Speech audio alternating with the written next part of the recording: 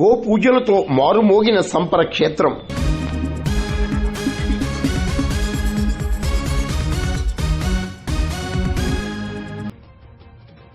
సకల దేవతా స్వరూపమైన గోవును పూజించడం ద్వారా సర్వశుభాలు చేకూరుతాయని వేద పండితులు కండవల్లి శ్రీనివాస ఆచార్యులు, కండవల్లి హనుమంతాచార్యులు తెలిపారు.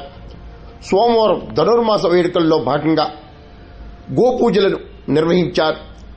పాడి పంటలతో ప్రజలు సుఖశాంతులతో జీవించాలని గోపూజలు నిర్వహించినట్లు హనుమంతాచార్యులు, శ్రీనివాసాచార్యులు తెలిపారు. సంకల్పిత సకల దేవత స్వరూపిణి గోదేవత నమో నమః.